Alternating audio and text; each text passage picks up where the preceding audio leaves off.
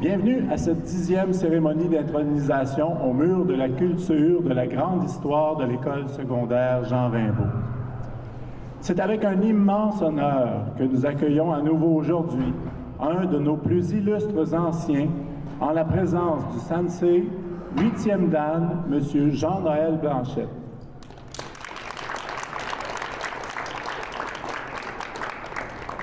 Dans quelques instants, comme seul Jean Rimbaud sait le faire, nous élèverons pour toujours au rang de modèle cet ancien de chez nous au rayonnement international. Je voudrais souligner la présence de quelques invités d'honneur. Monsieur Daniel Lemire, un ancien de l'école Jean Rimbaud, qui est adjoint au député fédéral du NPD, Monsieur François Choquette, à Ottawa.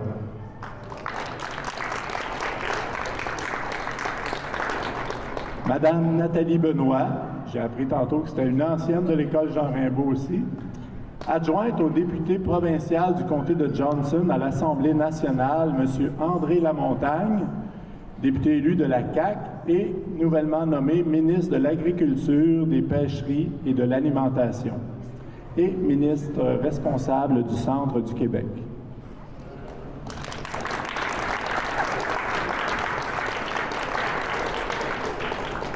Monsieur René Bergeron, professeur nouvellement retraité de l'Université du Québec à Montréal en urbanisme et ancien de l'école secondaire Jean Rimbaud.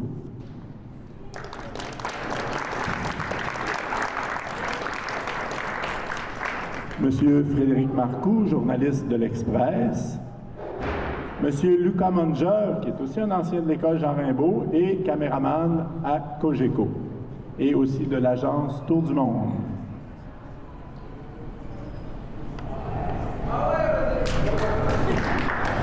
Supposé d'être là, s'il n'est pas déjà arrivé, Jimmy Chabot, qu'on appelle Jim Chab, notre vlogueur national et ancien président des élèves de l'école secondaire Jean Rimbaud. Monsieur Christian Gosselin, directeur général de l'école secondaire Jean Rimbaud. Madame Marie-Josée Noël, directrice adjointe au 2e cycle à l'école secondaire Jean Rimbaud.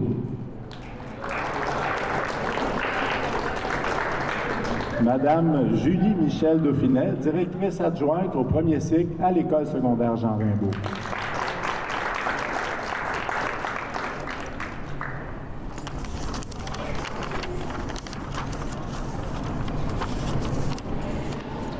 J'inviterai un ami, M. René Bergeron, qui est connu à l'école Jean Rimbaud, M. Jean-Noël Blanchette, qui ont été amis ensemble, puis qui se sont retrouvés au fil des années et du temps, c'était perdu de vue.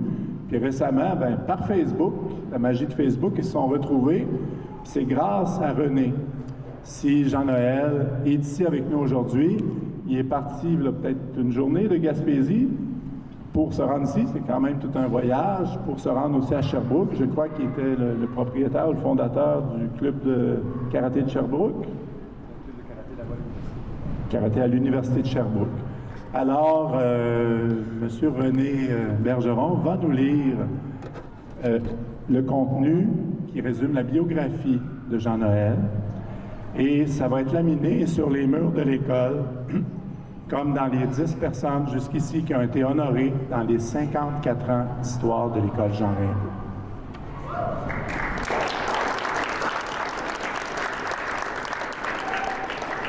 Merci, Denis. Oh, t'es plus grand que moi, là. Ça va. Merci de nous accueillir à l'école Jean Rimbaud. Bonjour, mon ami Jean-Noël. Je dois dire qu'on a commencé le karaté ensemble. Il y a jadis, on ne dira pas notre âge. Et puis, c'est un immense honneur d'être ici pour parler du cheminement de Jean-Noël que je vous lis à l'instant.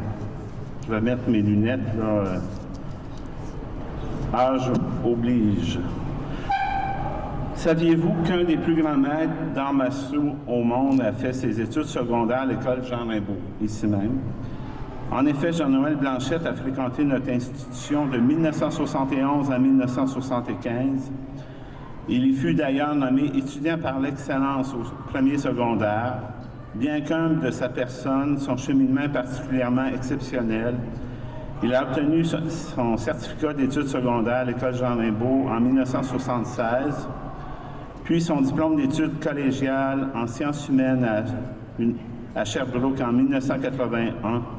Par la suite, il a complété un bac en théologie à l'Université de Sherbrooke en 1985, puis fait une maîtrise en théologie aussi à l'Université de Sherbrooke et finalement un doctorat en théologie, PhD, à l'Université Laval en 2003. Jean-Noël, c'est simple, Jean-Noël a consacré toute sa vie au karaté, ce qui est vraiment exceptionnel. Dès les années 1960, il débute tour à tour des formations en défendo, en boxe, en tir à carabine, kempo, karaté, shitoryu, judo, tai chi, aikido, karaté, shotokan, etc. En plus d'être ceinture noire et avoir obtenu plusieurs dan dans une grande variété de styles d'arts martiaux différents, Jean-Noël est très fier d'être le premier au pays à obtenir le grade de 8e dan et le titre de Enshi, ce qui est tout à fait exceptionnel. C'est le plus haut niveau qu'un adepte peut atteindre dans le karaté traditionnel, ce qui fait de lui l'un des plus grands maîtres de karaté hors du Japon. Ainsi, il a le noble privilège de revêtir avec honneur la ceinture rouge qu'il porte présentement, réservée uniquement à l'élite de son sport mondial. C'est l'accomplissement de plus de 4 décennies de travail, 40 ans de travail intensif. Même au Japon, c'est un grade excessivement rare parce que ce n'est pas tout le monde qui est prêt à suivre toutes les étapes pour y arriver. Chez lui, les murs sont tapissés de toiles orientales qu'il a peintes et les fenêtres sont couvertes de volets japonais. Son garage est un dojo personnel décoré de diplômes, de photos, témoignant de son parcours exceptionnel. Récemment, devant plus de 600 participants provenant de 21 pays, Jean-Noël s'est vu remettre une plaque commémorative pour son mérite, ses services, son leadership en présence de la princesse Akiko de Mikasa, une première pour un occidental dans l'histoire de l'association DNBK qui a été fondée au Japon en 1895. Québécois en plus, pas japonais, donc Jean-Noël est québécois, ce qui est tout à fait exceptionnel. Cet organisme est présidé par un membre de la famille impériale dont le but est la préservation des arts martiaux classiques et la promotion des vertus martiales. Notons aussi que Jean-Noël Blanchette est également un grand innovateur car il est le seul maître fondateur du style Shimbu Ryu Kyoshi. Durant sa longue carrière, Jean-Noël et ses élèves ont remporté de nombreux mérites et championnats, tant sur la scène provinciale, nationale qu'internationale, qui témoignent de l'excellence de ses enseignements. Durant de nombreuses années, Jean-Noël s'est intéressé à l'aspect philosophique, moral, spirituel des arts martiaux, ainsi qu'à la culture japonaise. Le terme utilisé, c'est Budo. Il a approfondi cet aspect lors de ses études universitaires à la maîtrise et tout particulièrement au doctorat. Il a d'ailleurs découvert que la pratique du Budo peut s'adapter à toutes les cultures philosophiques et spirituelles du monde. En 2008, en s'appuyant sur les conclusions de sa thèse doctorale et sur des enseignements particuliers qu'il avait reçus de ses maîtres, Jean-Noël a créé une nouvelle branche Ha en japonais du style de karaté Shitoryu. Celle-ci porte maintenant le nom de style Shimbu Ha Shitoryu Karaté Do. Et pour finir, donc, Jean-Noël a beaucoup enseigné au cours de sa vie, autant à l'Université de Sherbrooke qu'au Cégep que dans les écoles secondaires. Il a également partagé son savoir en Europe, au Japon. Il a aussi été cofondateur et directeur technique de l'Association d'autodéfense pour les femmes au Québec. Il a aussi participé à l'élaboration de manuels techniques en réalisant plus de 1000 dessins de positions d'arts martiaux. Il compte par ailleurs plusieurs expériences de service militaire, membre de la Légion royale canadienne, aumônier adjoint. Il fut instructeur, commandant, caporal et a occupé de nombreuses autres fonctions. D'autre part, Jean-Noël a pratiqué la natation et a obtenu plusieurs certificats en secourisme. Et pour terminer, c'est avec une immense fierté que l'École secondaire Jean Raimbault intronise aujourd'hui le 10e membre de son prestigieux mur de la culture en la personne d'un des plus remarquables anciens, j'ai nommé Monsieur Jean-Noël Blanchet.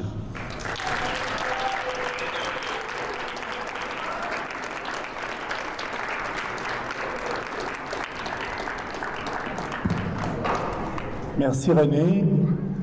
Juste avant de laisser la parole à Jean-Noël, je vais inviter nos deux directions, Christian et Julie Michel, à remettre à Jean-Noël le laminé qui va être sur le mur de la culture pour toujours. Il va en avoir une copie pour Jean-Noël, l'autre va rester à l'école, va être laminé. C'est symbolique, c'est la plus haute distinction présentement qu'on offre à nos anciens à la commission scolaire.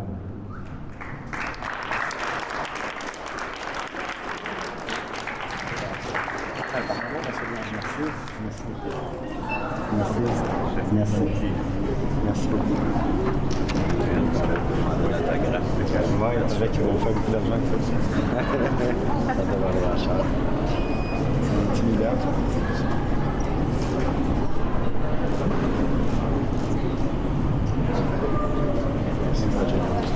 Ça m'a fait plaisir, ça se refuse.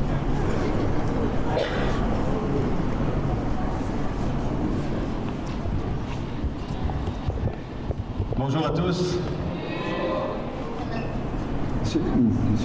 Monsieur l'adjoint des députés, monsieur et madame les directrices, chers confrères de travail, j'ai été enseignant pendant 30 ans dans une école secondaire. Je connais la clientèle, chers étudiants, il me fait plaisir d'avoir un plaisir mitigé, c'est ambivalent, un peu c'est gênant, et c'est un honneur qu'on ne pouvait pas refuser. J'avais préparé 3, 4, 5, 10 discours. Je suis pas bon dans les discours, je suis un enseignant de terrain, prof d'éthique et de culture religieuse. Je ne sais pas quelle sorte de prof que vous avez, mais moi, à l'école, j'avais du fun. J'adorais mon travail. Je l'ai quitté parce qu'il fallait prendre sa retraite à un moment donné. Mais je suis très flatté du discours qu'on a fait sur mon historique. Vous voyez quelqu'un d'exceptionnel qui était pourtant très simple. J'avais préparé un thème qui était « Le dormeur doit se réveiller ». On fait passer presque pour un Superman, alors que j'ai 3 volets. Au niveau académique, j'ai été étudiant par excellence. Cette année-là, ils donnaient des certificats émérites aux étudiants. J'étais un étudiant moyen qui a reçu beaucoup de certificats émérites. Puis ils ont changé les critères l'année d'après. Ça prenait des notes. J'ai été étudiant par excellence parce que j'étais dynamique, que j'étais en réussite scolaire. Puis j'étais à mon affaire, puis maire de secondaire 1, et je m'impliquais beaucoup dans le sport, et j'étais un gars qui avait besoin de bouger. Hyper actif. On les classe dans des catégories très spéciales aujourd'hui. Au niveau académique, mes enfants n'ont jamais vu mes bulletins avant mes notes universitaires. J'étais le genre d'étudiant, parce que j'ai enseigné ça aussi à mes étudiants comme témoignage. On sait bien, toi, t'es prof, t'es brillant et intelligent. J'ai dit, et là, j'ai fait le témoignage avec mes étudiants et j'ai toujours gardé ça pendant près de 25 ans. J'étais un étudiant qui avait la note de réussite scolaire. À l'époque, c'était 50 %. J'étais en réussite scolaire. Ça va? Puis j'ai passé des tests où on me disait, toi, là, t'as l'intelligence pour aller... Tu peux pas faire des études secondaires. Tu peux pas faire des études. Mais il y avait quelque chose en dedans de moi qui dormait, puis que j'écoutais. J'ai toujours écouté. Ça me poussait à continuer mes études avec les notes de passage. Fait que j'ai passé mon secondaire. Rendu au cégep, j'ai augmenté mes notes. À l'université, ça me poussait à l'université. Puis à l'université, étant donné que je faisais du karaté, Puis la théologie m'intéressait, la dimension spirituelle des arts martiaux m'intéressait. Fait que j'ai dû me faire des recherches sur la spiritualité puis le christianisme. J'étais chrétien. Dans ce temps-là, on pratiquait un petit peu plus qu'aujourd'hui. Hein. Puis là, j'ai donné l'idée à un prof qui m'a dit « Jean-Noël, va te chercher des bases. C'est un beau sujet de maîtrise. » C'est la première fois de ma vie, depuis le secondaire, qu'on me disait que j'avais une certaine intelligence qui dépassait la réussite scolaire. J'ai entrepris mes études au bac. À la maîtrise, j'ai fait un mémoire de maîtrise. Puis au secondaire, je dois le dire, là, j'avais de la difficulté à mettre un mot en avant de l'autre. Je n'étais pas le modèle idéal pour les étudiants que vous voyez, vous en avez entendu parler aujourd'hui, là. Mais j'étais persévérant. Ça va? J'ai fait un mémoire de maîtrise de 120 pages. Au secondaire, une demi-page, j'avais de la misère. On s'entend, la gang? Mais j'ai persévéré. Il y avait quelque chose en dedans de moi qui dit « Jean-Noël, continue. Oublie tout ce qu'on dit. T'es pas bon, je me suis fait dire ça souvent. T'es pas bon, Jean-Noël. T'es pas brillant. Mon chum d'à côté, il avait 90%, moi j'avais la note de passage. OK? Puis j'ai réussi quand même à faire ma maîtrise, à déposer avec réussite. Mes notes ont augmenté. Et là, il y a un prof d'université qui est venu me chercher parce qu'il rouvrait le doctorat. Il me dit « Jean-Noël, viens me voir. » Il me connaissait depuis tes jeunes qu'on dit que t'es pas bon académiquement parlant. Puis lui, il me dit « Viens, j'ai quelqu'un à te présenter. » Il rouvre une porte, il dit « Voici Madame Chiosé, je vous présente Jean-Noël Blanchette, c'est votre futur étudiant au doctorat. » Il ferme la porte, il s'en va. Je suis une personne terriblement timide. Ça se contrôle bien, hein? En dedans, là, ça bouge. OK? Mais j'ai appris à vaincre ça. Fait que je me suis inscrit au doctorat. Je voulais pas y aller au doctorat. Je voulais m'en aller chez nous. Et j'ai entrepris des études doctorales où j'ai écrit une thèse de 360 pages sur la dimension. Je vais vous dire le titre qui est en dormant, là. C'est une exploration critique de la dimension spirituelle des arts martiaux dans la francophonie. Ça va? Ça émet l'idée, ça descend une thèse que si tu pratiques les arts martiaux, tu peux utiliser ta foi. J'ai déposé, je suis devenu PhD et je suis parti chez moi. Ma thèse est distribuée à l'heure actuelle à travers le monde. Il y a des Français qui en ont besoin, toute la communauté française, elle se retrouve à Rome, OK, dans les bibliothèques, puis je reçois des téléphones, des emails, des fois de prêtres dans des îles ou des villes que je connais même pas, je suis pas bon en géo, qui demandent ma thèse pour les aider à comprendre le phénomène de la spiritualité dans les arts martiaux. Est-ce que j'aurais pu me rendre au doctorat si j'avais écouté tout le monde autour de moi qui me ridiculisait et qui m'abaissait? Non. Le dormeur doit se réveiller. Je me suis réveillé à un moment donné en écoutant ce qu'il y avait en dedans de moi puis qui me poussait à aller vers l'avant. Vous pensez, si je change de volet au niveau du karaté, puis je ne vais pas prendre la journée. Karaté, mon ami René, où on a commencé ensemble, oui, c'est de sa faute si je suis ici, merci beaucoup.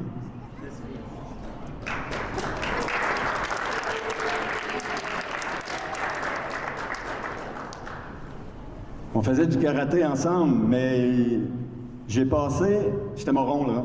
Vous allez me dire, mon Dieu, t'étais le pire, mais j'avais à l'intérieur de moi une petite voix qui me disait, continue. J'écoutais pas les autres. J'ai passé ma ceinture jaune par indulgence du jury. Vous savez c'est quoi l'indulgence du jury? Dans mon temps, là, ça n'existe plus aujourd'hui parce qu'on avait des plaintes, là. Dans mon temps, dans le temps de Bruce Lee, il y avait beaucoup d'élèves, je pense que c'est 100, 200. Et là, le prof, il remettait les ceintures jaunes, c'est le premier grade. Le premier grade. Excellent résultat, nommait les gens. Moyen résultat, très bon résultat, etc. Puis à un moment donné, en dernier, moi j'étais là, j'attendais, j'avais travaillé. Il dit là, on va remettre la ceinture jaune par indulgence du jury. Ils n'ont pas encore le niveau, mais il y en a un qui est venu à tous mes cours. J'enseigne 4 fois de semaine, il est toujours là. Jean-Noël Blanchette.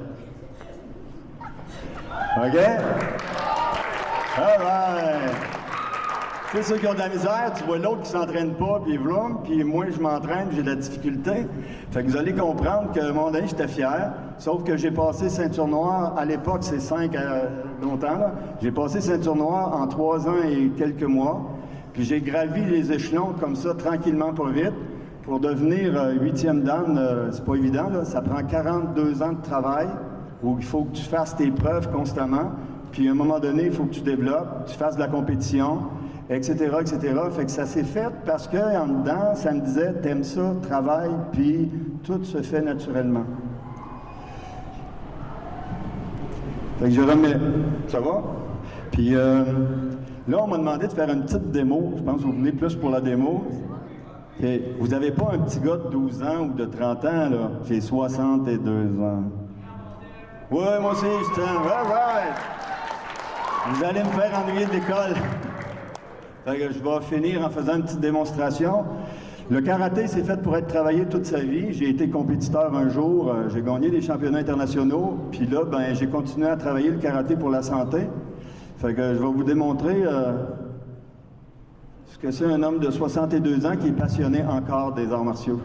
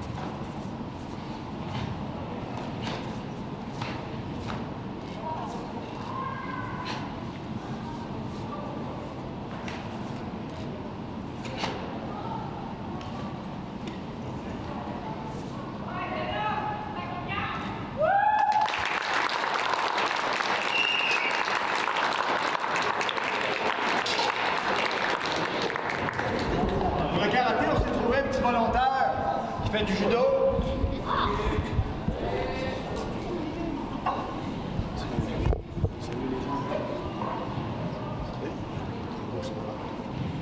Bon, c'est pas un spécialiste de karaté, mais il va faire un bon partenaire.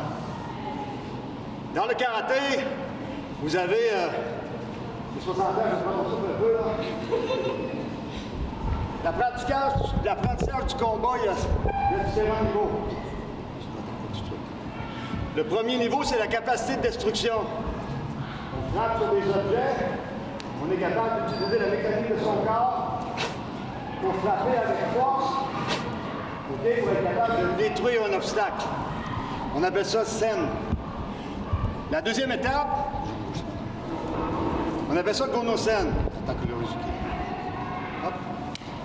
La personne attaque en 1 seconde, on va bloquer dans 1 seconde, puis on va contre-attaquer dans une fraction de seconde. Le principe, c'est Gono-Sen.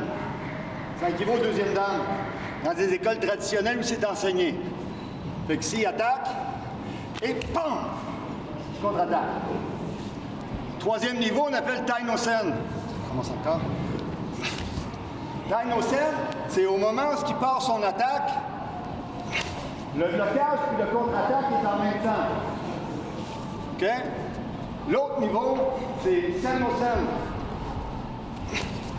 OK? Au moment où il va attaquer, il se fait neutraliser avant d'avoir fini son attaque. L'autre niveau, ça me prendrait un expert en face de moi. OK? Mais c'est juste pour vous donner une idée. Ah, il va frapper ici. OK? L'autre niveau, vous avez vu, j'avais les yeux fermés, là. Je te replace encore. Si la personne est agressive, son agressivité est ressentie, puis moi, aussitôt qu'il y a une intention de vouloir me frapper, ça part, je contre-attaque au moment où il y pense. On appelle ça Shingan. Dans les arts martiaux traditionnels, cet enseignement-là est enseigné de ceinture blanche jusqu'au 5e dan. C'est pour ça que plus on monte en grade, plus tu s'en vas vers la criminalité, la délinquance, plus tu es mis dehors du dojo, ou moins tes enseignements-là se font. Parce que le but ultime de l'art martial, c'est de rentrer en relation avec les gens pour faire des arrêts d'agir, pas les neutraliser. Le niveau le plus bas en karaté, c'est, je vais vous le montrer. Attends un peu, on fait ça. Bam! Je viens d'y frapper dans la gorge.